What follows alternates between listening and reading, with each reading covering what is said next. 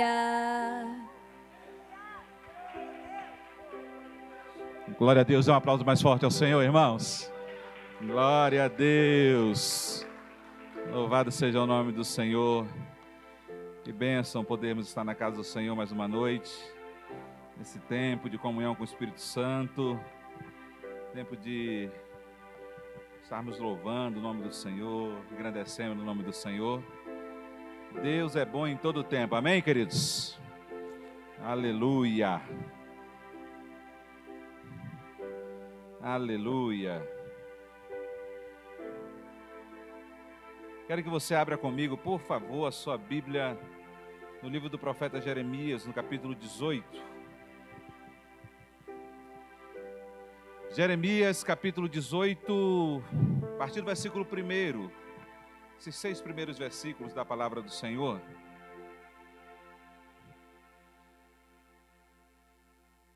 Esse texto é um texto muito conhecido de todos os irmãos, mas certamente Deus tem algo novo a falar conosco nessa noite, amém, queridos? Porque a palavra de Deus se renova sempre, sempre, sempre. Ela se renova, tem novos direcionamentos, novas promessas, sempre. E é nessa fé que nós caminhamos, de saber que o Senhor falará com a sua igreja. Jeremias 18, primeiro diz: palavra do Senhor que veio a Jeremias dizendo: dispõe-te e desce à casa do oleiro, e lá ouvirás as minhas palavras. Desci à casa do oleiro, e eis que ele estava entregue à sua obra sobre as rodas. Como o vaso que o oleiro fazia de barro se lhe estragou na mão, tornou a fazer dele outro vaso, segundo bem lhe pareceu. Então veio a mim a palavra do Senhor: não poderei eu fazer de vós como fez este oleiro, ó casa de Israel. Diz o Senhor: eis que, como barro na mão do oleiro, assim sois vós na minha mão, ó casa de Israel. Feche seus olhos. Pai, nós somos gratos ao Senhor, gratos a Deus pela tua palavra que é viva e eficaz, e certamente, ó Deus, ela permanece sendo luz para os nossos caminhos. E nessa noite o Senhor nos faça, ó Deus, dar um passo de fé, um passo, ó Deus, de fé sobrenatural naquilo que a tua palavra trará para os nossos corações. Nós somos gratos em nome de Jesus. Amém e amém. Irmãos, antes de pregar, eu quero dizer que hoje foi dia de dentista, então se a minha dicção não estiver boa, é porque ela fez um procedimento que só depois ela me disse que ia doer. E, puxa, podia ter me avisado antes, para eu ter o poder de decisão. Mas acho que dá para me entender bem aí, né? Eu estou com a minha boca assim um pouco, sabe? Parece que tem uma bala aqui dentro. Mas a gente vai levando o nome de Jesus. Ore por mim aí, amém, irmãos? Glória a Deus. Não poderei eu fazer de vós como fez este oleiro. Essa é a primeira palavra que eu quero que você fixe na sua mente. Fixe na sua mente. Não poderei eu fazer de vós como fez este oleiro. Irmãos, essa palavra era interessante. Esse texto, né, em si, ele é interessante. Porque é uma das únicas vezes em que, ao invés do profeta levar uma palavra, ele vai receber uma palavra.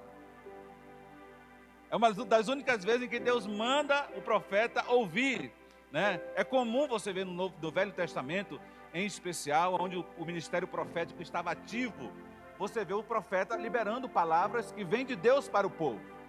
Mas nesse momento, Deus quer falar o coração do profeta.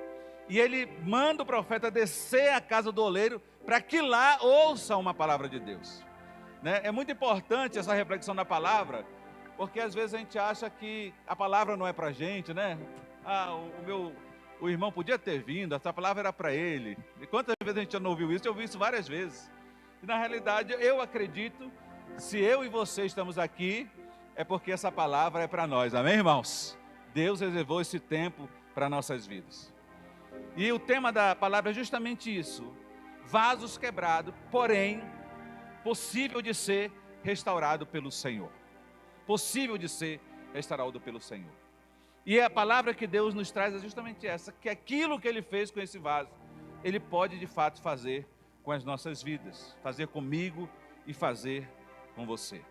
E nós temos que pensar na nossa vida dessa forma, que a nossa vida é um processo, a nossa vida é um projeto em construção, a nossa vida é um projeto em desenvolvimento, irmãos. Nós estamos passando por essas fases da vida, aprendendo com as dificuldades da vida, aprendendo com as vitórias da vida. Por quê? Porque cada fase da nossa vida é um processo, é uma etapa que nós vamos vencendo. E como tudo que existe na terra, nós precisamos tempos em tempos, passar por processo de restauração. O nosso processo de restauração, ele não é definitivo no momento que nós aceitamos Cristo como Salvador. O nosso processo de restauração, eu acredito que ele é um processo contínuo. É um processo de renovação contínua, porque ai de nós se nós não tivéssemos a condição de ser renovados de tempos em tempos pelo poder do Espírito Santo. Graças a Deus que tem o Espírito Santo que nos renova de tempo em tempo. Nós passamos por dificuldades, passamos por lutas, pesa, dói, mas vem o Espírito Santo, traz renovação sobre a nossa vida. E nós somos assim mesmos, irmãos. Tem um texto interessante na palavra de Deus, em Romanos, que nos dá a entender que todas as coisas que Deus criou, e que Deus formou, necessitam de restauração. E nós estamos incluídos nesse processo de restauração. Nós que somos a criação de Deus, nós que somos a obra-prima de Deus, estamos incluídos nesse processo, nesse agir de Deus, nesse transformar de Deus para aquilo que é a sua vontade. E quando nós falamos em restauração, nós olhamos para épocas, para culturas e vemos povos que clamam por isso, que buscam isso. A ciência busca a renovação. A cultura busca a renovação, a tecnologia de tempo em tempo busca renovação, porque se não fosse, de que adiantaria? Você já imaginou se hoje nós usássemos ainda aquele velho celular chamado tijolão? Eu não sei se vocês tiveram o desprazer de ter, eu tive, mas aquilo ali naquela época, irmãos, pensa numa coisa chique, não é verdade? O problema era em alguns momentos ser confundido com uma arma branca, porque se taca na cabeça é capaz de matar. Mas, eu não sei se você era dessa época, mas muitos se orgulhavam, inclusive, de botar aqui no cinto e andar com ele pendurado aqui. Você usou, né, pastor? Entendeu? Hoje os celulares são pequenos, põe no bolso e tal. Hoje você nem vê pessoas usando mais celular em cinto. Mas naquela época era isso. Irmãos, a evolução que isso teve, de quando apareceu, porque não é muito antigo, apareceu, recentemente, mas evoluiu de tal forma que as tecnologias hoje nos assustam. Como que as coisas foram se renovando, se transformando. Leis, sistemas, tudo isso carece de quê? De restauração de tempo em tempo. Processos passam por atualização, processos passam por reciclagem, por todo tipo de transformação necessária para serem melhores. Você vê sistema operacional, o Windows 11 que a gente usa hoje, mas quem usou o 3.2 lá atrás sabe como mudou isso. Não é verdade? Eu falava com um colega de trabalho que quando comecei a trabalhar com contabilidade em 91, eu usava um computador que chamava ATX. Não era da minha época, irmão, já era velho. Eu cheguei ali, sabe, por favor. Mas era um negócio que, era uma tela que pincava assim, um pontinho na tela, já viu isso? Ele ficava piscando, você escrevendo, o número aparecendo depois. Pois é, irmãos. Aquilo era a grande tecnologia. Você tem hoje monitor de LED, touchscreen, você aperta o bicho assim, ó, e ele sobe. Você dá comando de voz e ele obedece. Você já imaginou se essas coisas não tivessem passado por processos de atualização, de restauração, de modernização, o que seriam? Agora imagina você. Imagina nós que estamos aqui hoje, se nós estivéssemos como éramos, eu vou falar de mim há 40 anos atrás, há 30 anos atrás. Irmãos, quando eu olho para o que eu era, e quando eu olho para o que para o que eu sou, eu digo, Deus, graças te dou, Pai. Porque a mente se renovou, e o apóstolo Paulo, no Romanos 12, diz que nós vamos vamos mudar o mundo com a transformação de quem, irmãos? Da mente, ou seja, a nossa mente, para alcançar o objetivo de Deus, de transformar a humanidade, tem que viver em constante processo de mudança, atualização, upgrade, mudar. E essas coisas não podem ser estranhas a nós. Porque o homem, a palavra diz que o homem interior se renova, mas o homem exterior se deteriora. Graças a Deus que existe essa separação. O homem exterior ele vai se deteriorando, mas a Bíblia fala que o interior vai se renovando dia após dia. E louvado seja o Senhor por nós termos essa capacidade dada a nós por Ele, com a ajuda do Espírito Santo, de andarmos em processos de renovação e de restauração. Aqui nós vemos algo muito importante.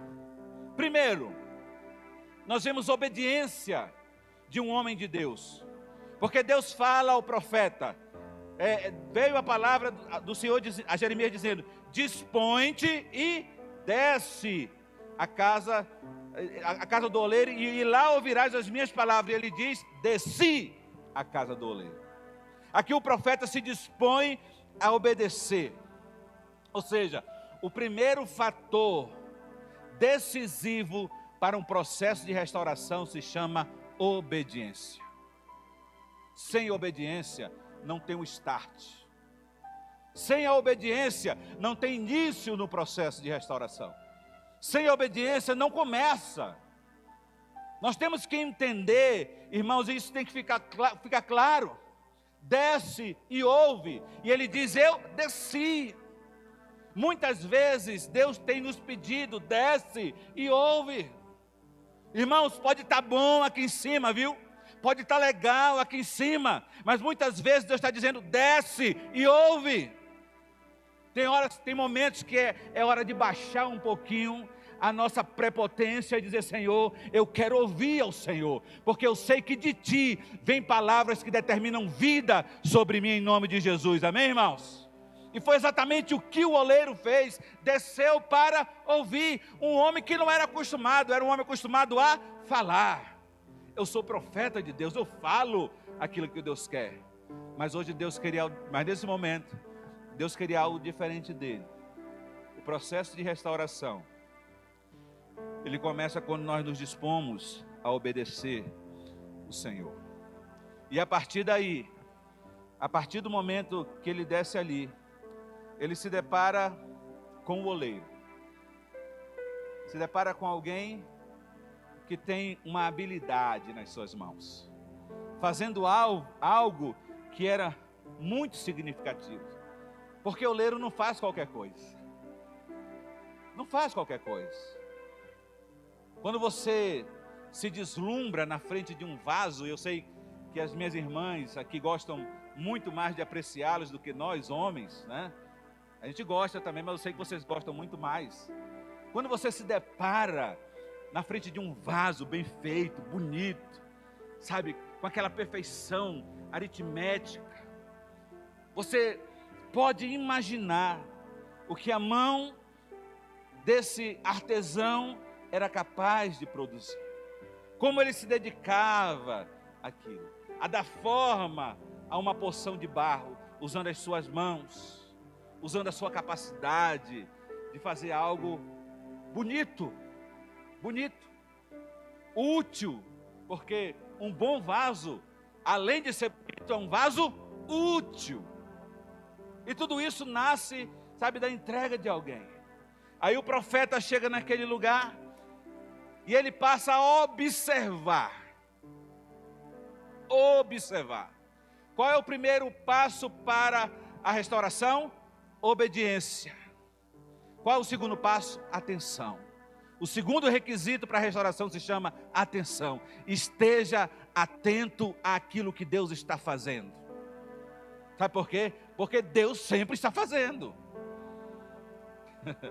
A Bíblia diz que o guarda de Israel não tosqueneja. Eu fui tosqueneja para o nosso vocabulário natural é cochilo. Quantas vezes a gente já não cochilou? Na igreja eu vejo crente que pega cada peixe, irmão. E quando pega uma cadeira dessa boa aqui, aí que o peixe aparece mesmo. Parece um tambaqui daquele de 12 quilos lá na Amazônia, sabe? Pois é, esse cochilo que nós damos pelo cansaço, Deus não dá, irmão. Em nenhum momento vai acontecer algo que vai passar a sua vida porque você deu um cochilo, né? Eu sou craque em perder filme porque o cochilo. Se você quer fazer algo que já posso adiantar para você, sou sincero, não me chama para assistir filme, eu vou dormir. E quando chega no final, eu estou mais perdido. Você era, pastora? Estamos juntos. E quando chega no final, irmão, eu estou mais perdido que cachorro quando cai do carro da mudança. Eu não sei o que está acontecendo. Aí eu vou para a sinopse, vou para perguntar. A minha esposa gosta de dar um spoiler, eu já vou direto com ela então. Ela já me diz tudo o que aconteceu, inclusive o final. Mas você imaginou se Deus cochilasse, pastor Tim? Talvez muitas coisas da nossa vida ele perdia, pastor. Mas Deus não cochila. Deus não cochila. Ele chega naquele local, irmãos, e ele observa ali o oleiro, trabalhando no seu vaso, fazendo aquilo que era, sabe, a sua função fazer. E é nesse cenário que ele ouve a voz de Deus, que ele entende aquilo que Deus estava querendo falar a ele, que ele entende que ali tinha uma mensagem preparada para aquele homem e para aquela nação, e que era preciso ele ver didaticamente como é que algumas coisas acontecem, porque às vezes na teoria não entra na nossa cabeça, e Deus é didático. Tem horas que algumas coisas acontecem e que você vê, meu Deus, precisava ir para a prática. Precisa sim, porque Deus é didático e Ele nos mostra com clareza a sua vontade. Sabe por quê, irmãos? Porque Deus não nos deixa ser enganados por nada. Ele é muito claro em tudo e sabendo principalmente que Ele tem desejo e vontade de nos abençoar. Ele vai escancarar tudo o que for necessário para nós alcançarmos aquilo que Ele quer para a nossa vida em nome de Jesus. Deus é didático. E nessa aula que o Senhor dá para o profeta Jeremias, tem alguns aspectos que eu quero compartilhar com você, que eu julgo serem importantes para nós entendermos, e talvez dizermos, Deus, eu não tinha ainda olhado por esse lado, mas eu quero que você me acompanhe, por favor. O primeiro aspecto é, continue confiando, porque Deus não acabou a obra que Ele está fazendo na sua vida. Continue confiando, irmãos. Olha só o que diz: desci à casa do oleiro, e eis que ele estava entregue a sua obra sobre as rodas. Tem versões que vão dizer, e eis que ele estava trabalhando. O Jeremias, o profeta, chega lá onde Deus mandou, e sabe o que ele encontra? O oleiro descansando, batendo um papo, dando uma enroladinha, matando um tempo não. O que ele encontra ele fazendo? Trabalhando. Sabe o que a palavra nos diz? Confie. A obra que Deus começou na sua vida, Ele vai concluir, porque Ele está trabalhando. Deus não está distraído, o oleiro não estava distraído. E o texto nos faz entender que ele não se distraiu nem com a chegada do profeta. Chegou alguém, ele não parou. Ele estava entregue a sua obra sobre as rodas. Versão diz assim, a versão a NTHL, e eu o vi trabalhando, o vaso que ele estava formando. Irmãos, o trabalho de Deus é constante nas nossas vidas. Você pode dizer amém?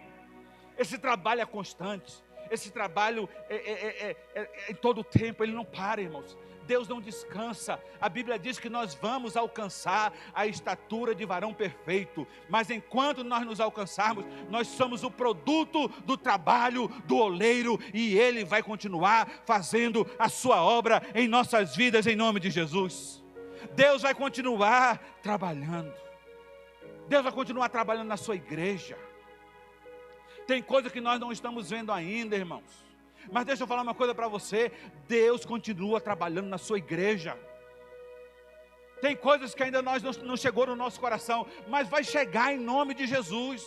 Para nós declararmos: Senhor, eu sei qual é o teu propósito para essa igreja. Eu sei qual é o teu propósito para esse lugar. Eu vou continuar declarando que eu creio que o Senhor vai fazer uma obra grandiosa no nosso meio, em nome de Jesus. Amém? Sabe por quê que o oleiro trabalhava no vaso? Porque o vaso era propriedade dele. Sabe por quê que Deus trabalha na nossa vida? Porque nós somos propriedade do Senhor. Ele nos conhece. A palavra diz que Ele nos conhece ainda quando nós éramos informes. Nós somos propriedade do Senhor. Ele é o dono, é o nosso dono. Nesse processo de moldar, irmãos, Deus sabe exatamente aonde tem que fazer algumas pressõezinhas a mais para melhorar, sabe, ali a forma do vaso. Porque Ele é o nosso dono. Ele é quem nos criou, Ele que nos fez.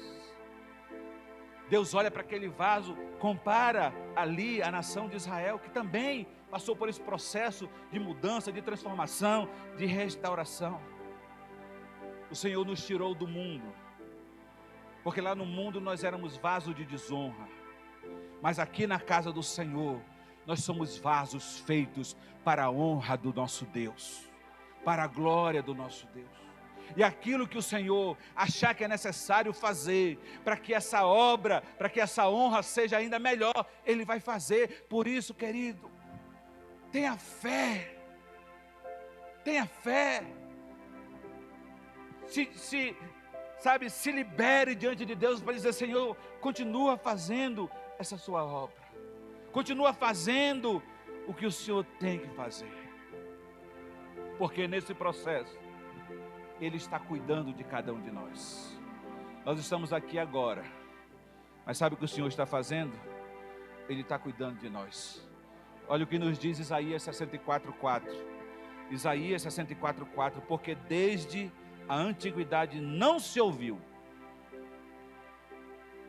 nem com os ouvidos se percebeu ou se ouviu, nem com os olhos se viu um Deus além de ti, que trabalha para aqueles que nele espera. Aleluia. Se eu e você, se nós esperamos no Senhor, nós podemos afirmar aqui com fé e baseados na palavra de Deus: Deus está trabalhando por nós nesse momento, meus irmãos.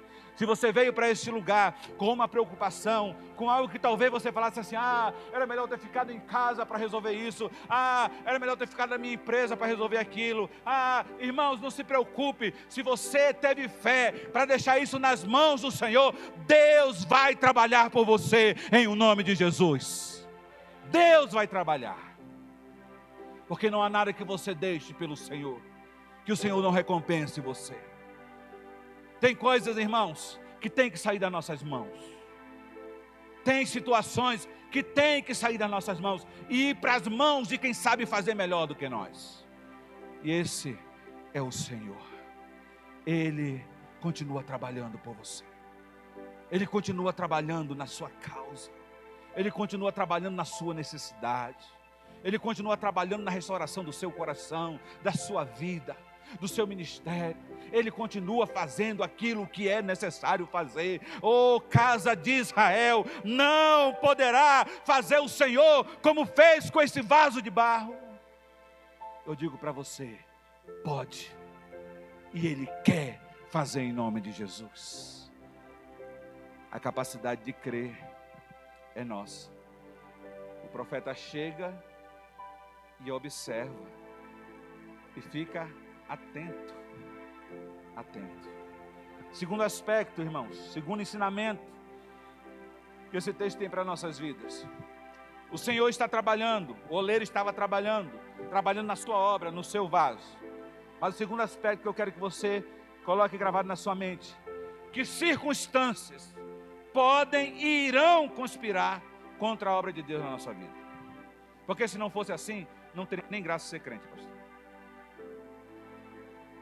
Às vezes nós nos questionamos, e nós não estamos errados. Eu sei que o ideal, existe um mundo ideal e existe um mundo possível.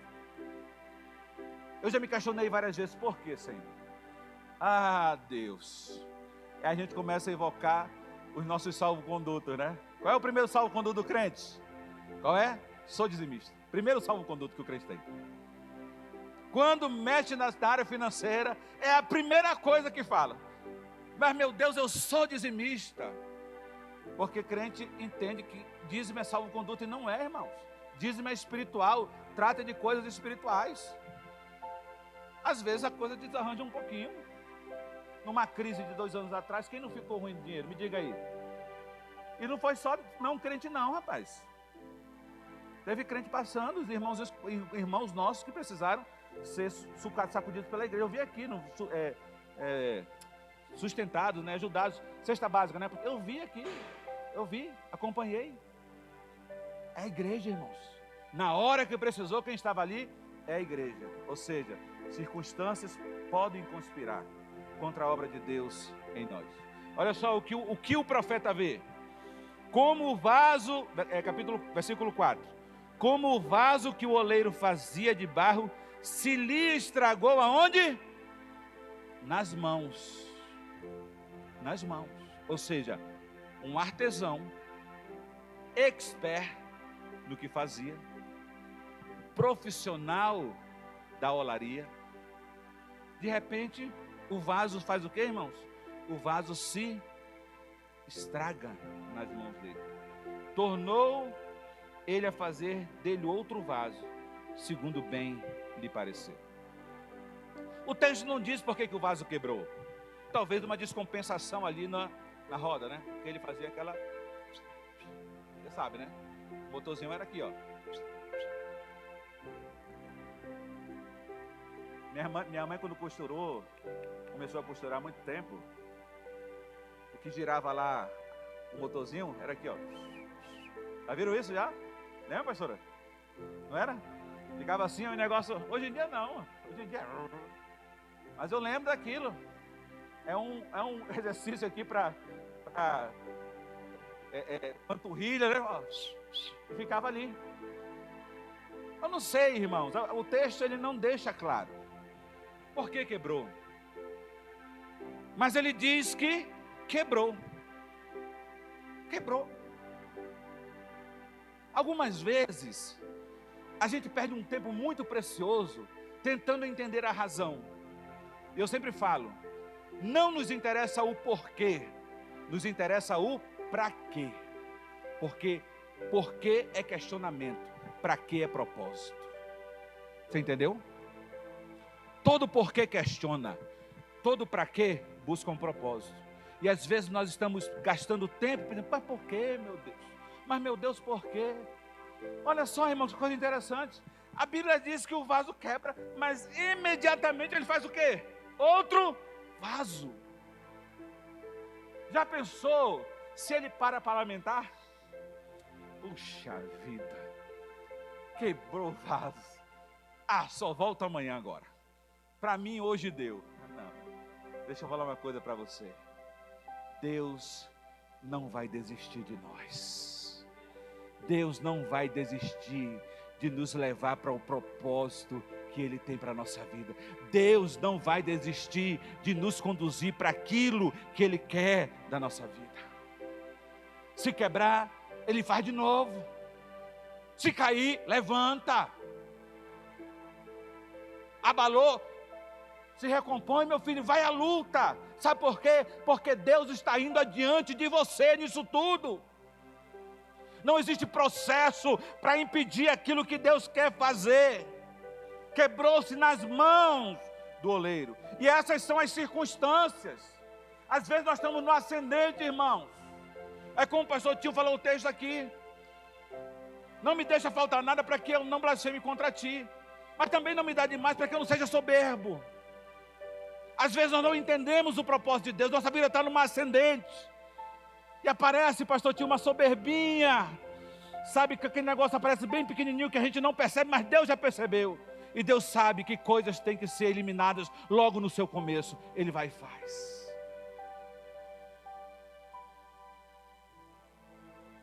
Se aparece uma rachadurazinha no vaso, Deus vai e conserta aquilo ali, irmãos. Deus não faz gambiarra com a vida de crente. Deus não faz gambiarra com a vida de ninguém. Ele conserta, Ele faz novo, Ele restaura. A Bíblia fala que Ele torna tudo novo.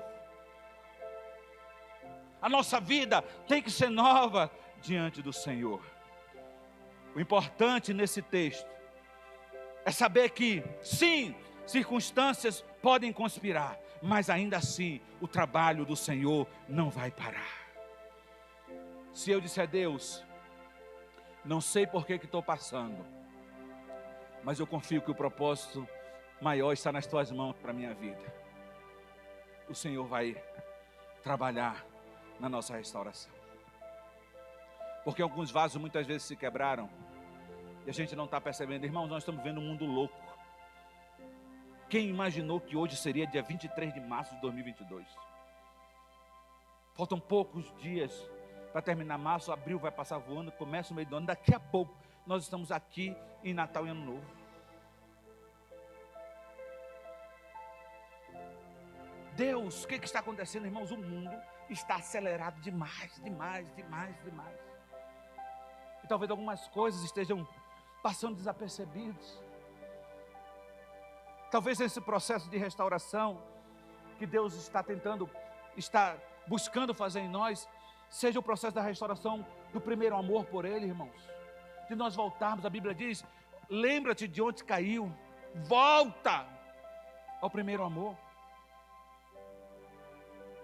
Talvez Deus esteja tentando nos mostrar que esse amor já envelheceu.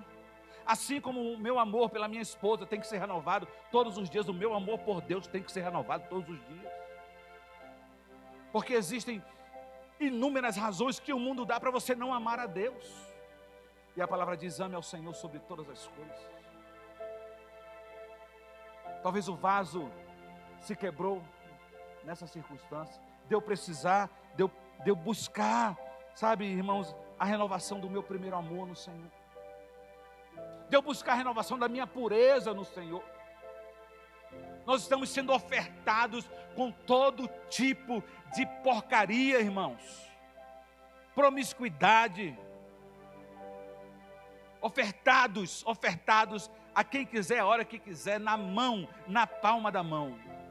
Antes isso era difícil. Antes as pessoas nem tinham acesso à pornografia. Nem tinham acesso, porque não tinham como pagar. Hoje está na palma da sua mão, basta você ter celular. E segundo o ministro da Economia do Brasil, existem 2 celulares para cada habitante do Brasil. Nós somos 220 milhões de pessoas. Existem 440 milhões de aparelhos de celular no Brasil. É pouca coisa, irmãos? Eu tenho um que falta me deixar louco. Essa semana em Recife, semana passada, eu conheci um cara que tinha 3. Falei, velho, como é que você aguenta? Existem ofertas fáceis. E Deus quer restaurar em nós também, irmãos, sabe, a pureza do nosso coração. Porque está sendo oferecido para crente e para não crente. O cuidado que nós temos que ter com a nossa vida. Mas sabe uma outra coisa que Deus precisa restaurar, e esse processo vai acontecer, irmão, é o processo da nossa dependência do Senhor. Se nós nos envaidecemos, nós precisamos voltar à dependência do Senhor. Tudo acontece por causa do Senhor. Hoje a gente vive uma geração, pastor Sandro, de crente autônomo, ministério autônomo. Já vi isso várias vezes. Quem é o teu pastor? Não tem meu pastor, não. É Deus sobre mim. Digo que errou. Está errado? Está errado. Irmãos, uma vez eu estava sentado num grupo familiar e tinha um irmão pregando, e eu perguntei dele, falei, irmão, quem foi que ordenou você? Ele falou, eu me ordenei. Auto-unção. Auto-ordenação. Sabe o que isso reflete? Que autonomia na vida cristã. Nós não temos autonomia na vida cristã. Existe hierarquia. Sabe por que o mundo espiritual das trevas leva vantagem em algumas coisas sobre o mundo espiritual da luz? Porque lá tem hierarquia. Quando você vê na palavra principados, potestades, hostes da maldade, irmão, está todo mundo, cada qual no seu quadrado. E quando chega na igreja, a pessoa acha que, peraí, eu era pastor da igreja de Manaus, quando eu cheguei lá, a igreja já tinha 13, 14 anos. Um irmão chegou comigo, cheguei recém-chegado uns dias, e falou, pastor, olha, precisa mudar isso, precisa mudar aquilo, eu falei, irmão, puxa vida, ainda bem que a igreja Nazareno, como é que ela existiu sem você? Você chegou aqui e descobriu tudo. Irmãos, tem crente que anda autônomo na sua vida. Se você acha que você não tem que dar satisfação na sua vida para o seu pastor, você não sabe que você está perdendo. Sabe por quê? Porque no momento que você dá satisfação na sua vida para ele, ele está orando por você. E quando ele está orando por você, o diabo não vai tocar na sua vida em nome de Jesus. O Senhor vai dar livramento. Ah, pastor, mas a minha vida... Eu falei, irmãos, eu estou entregando minha vida na mão de um homem de Deus, que vai orar por mim. E por que eu acho? Não. Eu não. Precisamos ter restaurada a nossa dependência do Senhor. Porque ninguém é autossuficiente, ninguém é auto-independente. Quando nós chegamos a esse ponto de autonomia, é porque nós deixamos de ter a força da esperança cristã e nós não temos a capacidade de crer mais, pastor. Por isso que nós estamos arranjando um subterfúgio para nós. Mas Deus vai nos ajudar e em nome de Jesus nós vamos entender que dependemos totalmente dele, amém? Mas existe também uma outra área que precisa ser restaurada. Sabe qual que é, irmão? A área do compromisso. A área do compromisso. Sabe o que é a igreja, pastor Sandro? A igreja é uma comunidade. Se eu estou aqui, eu, Israel, Emily, pastora Aparecida, pastor Tim, todos nós estamos aqui porque nós fazemos parte dessa comunidade. Sim ou não? Nós temos responsabilidades nessa comunidade. E vamos também usufruir das maravilhas que Deus vai fazer aqui. Mas a gente não pode querer só a maravilha. Existem responsabilidades. O pastor não pediu para eu falar isso não, mas eu vou falar. Eu fiquei triste em saber que as contas da igreja estão apertadas. Irmãos, eu não admito isso. Aqui é a casa do Senhor. Nós temos que ser chamados à responsabilidade e ao compromisso de saber que a nossa comunidade é a nossa casa. E esse é a minha casa. Você anda na sua casa suja? Você vai ficar um mês na sua casa com a lâmpada queimada ou você vai trocar? E por que quando chega na igreja não troca? Não limpa? Não colabora? Nós somos chamados ao compromisso com Deus, com a sua casa, com o Evangelho de Jesus Cristo. Nós somos chamados a isso, irmãos. E precisamos entender, pastor, o valor que isso tem. Me perdoe, você não pediu para fazer isso, mas meu coração senti que nós temos que abrir os nossos olhos. Porque deve ser restaurado o compromisso. Se eu quebrei voto, eu não posso mais quebrar. E a Bíblia diz, não faça um voto tolo. Ouvi o pastor Tim falando aqui. Eu quero 10 homens, olha, 10 pessoas, perdão, que cumpram com seu compromisso. Porque eu já cansei de ver gente que se compromete e não faz. Irmãos, nós não fazemos mais parte desse mundo de engano, do jeitinho. O jeitinho brasileiro é coisa do mundo. Por favor, entenda isso em nome de Jesus. O jeitinho brasileiro é coisa do mundo. A igreja brasileira não dá jeitinho. A igreja brasileira anda em fé e em confiança no Deus que ela serve. Amém, irmãos?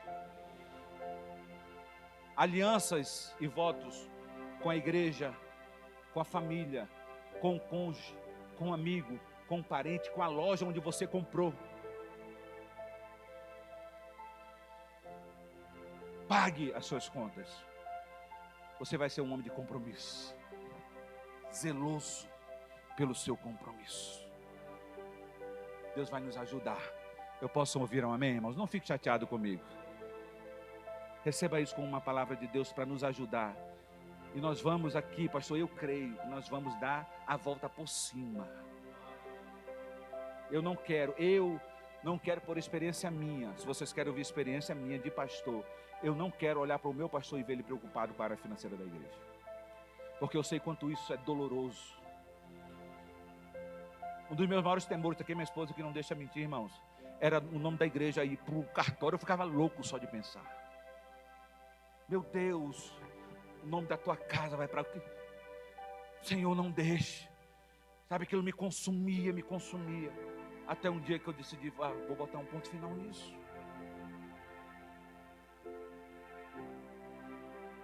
O pastor da igreja é chamado para nos abençoar, para buscar a palavra, para ter rema de Deus, para trazer sobre a nossa vida. E eu, em nome de Jesus, declaro que o Senhor vai restaurar toda a natureza de compromisso sobre as nossas vidas, em nome de Jesus, irmãos. E nós vamos estar aqui felizes dizendo, eu faço parte dessa comunidade, eu contribuo nessa comunidade, eu ajudo nessa comunidade, eu sustento essa comunidade, porque essa comunidade é a minha casa.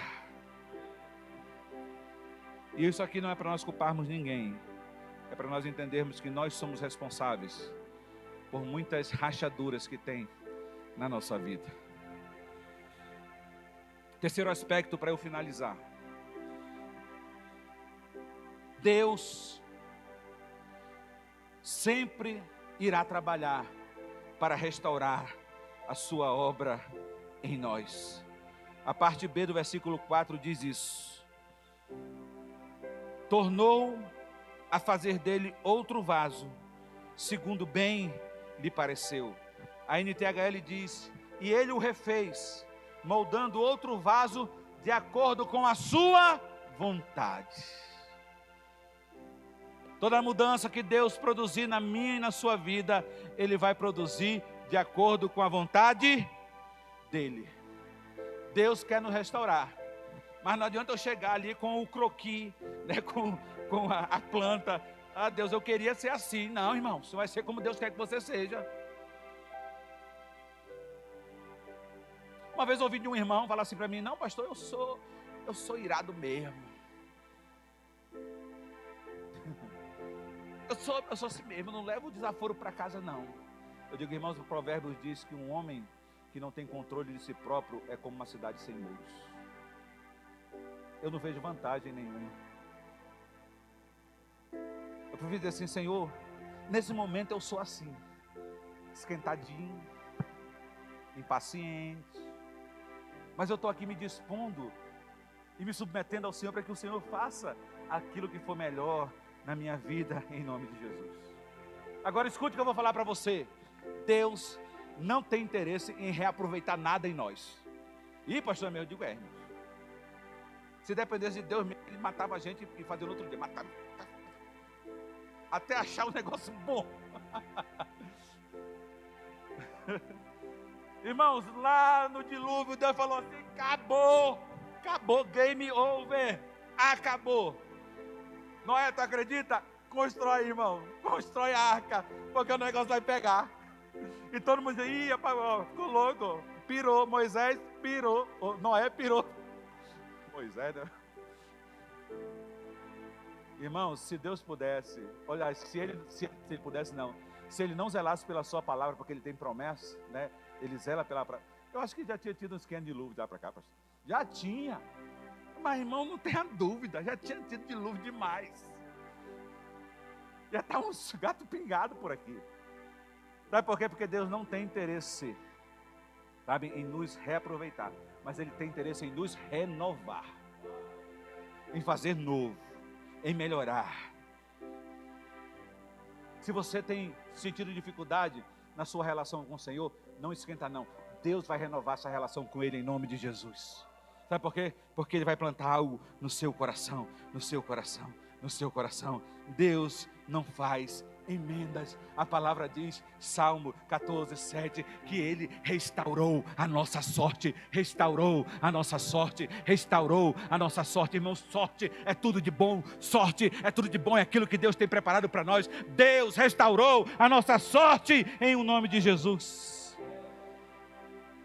E mais do que isso, Ele restaura a nossa alma. Ele restaura.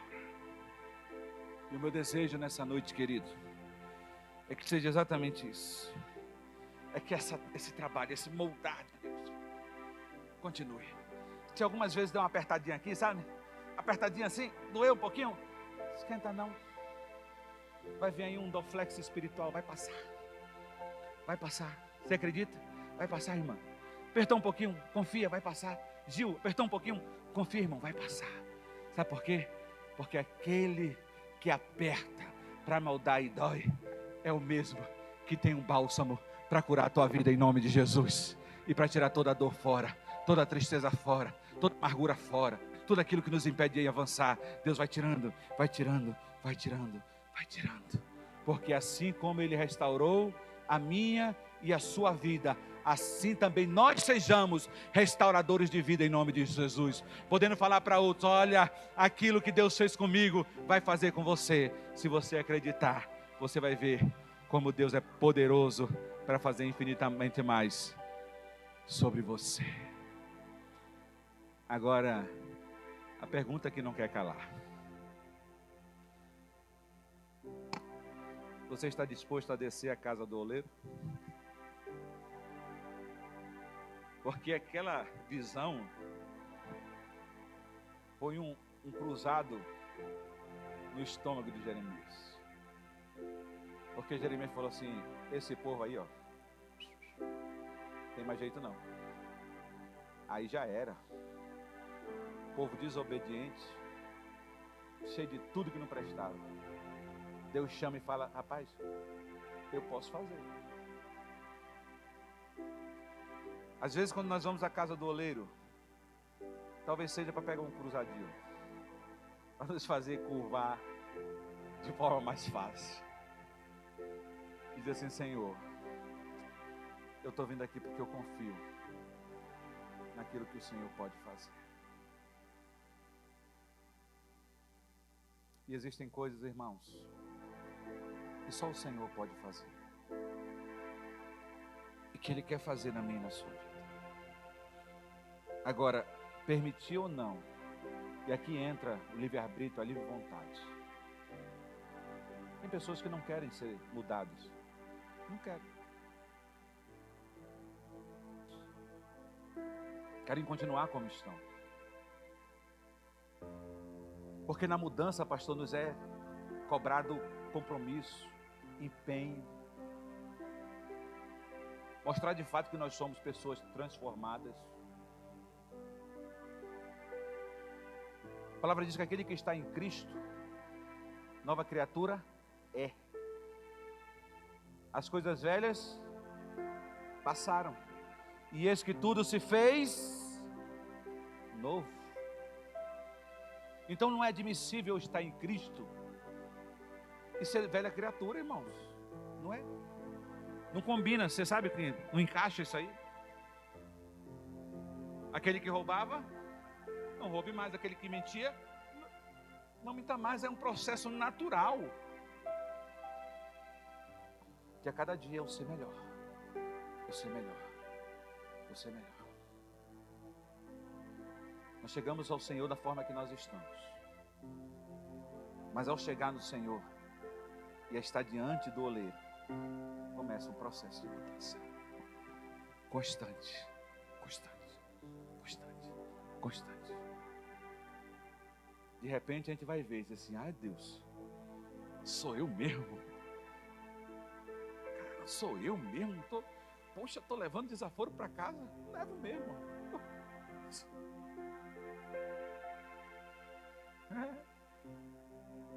Irmãos, eu era muito impaciente. Você não imagina, a Aparecida sofria comigo. Eu sou acelerado, eu sou muito acelerado. Minha cabeça não para, pastor.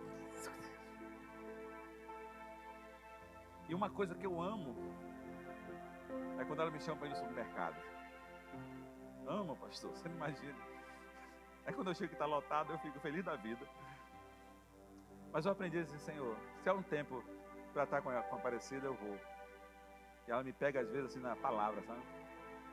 Mas era incrível, irmãos, isso aqui é um testemunho. Era incrível.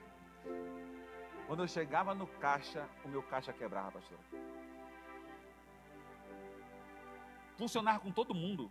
Passava. Quando chegava na minha vez, o caixa estragava. Eu digo, meu Deus, isso é prova demais. Entendeu? É o espírito do caixa quebrado. Misericórdia, Senhor, está repreendido. E eu continuava dizendo, Deus me dá paciência. Só que a palavra diz que a tribulação produz paciência. A tribulação produz paciência. Eu falei assim, não vai me pegar mais nessa não. Eu comecei a dizer, Senhor, graças te dou, porque tu sabe todas as coisas. E se hoje eu estou parado aqui nesse caixa, alguma coisa vai acontecer. Irmãos, e as coisas foram fluindo na minha vida. Fluindo. Para eu me tornar uma pessoa paciente. Sabe quem fez isso? Deus, porque de mim mesmo eu tentei muitos anos, só fez piorar a coisa. Será que não é na hora da gente parar de piorar as coisas e deixar o Senhor fazer? Vou deixar essa reflexão para você para essa semana.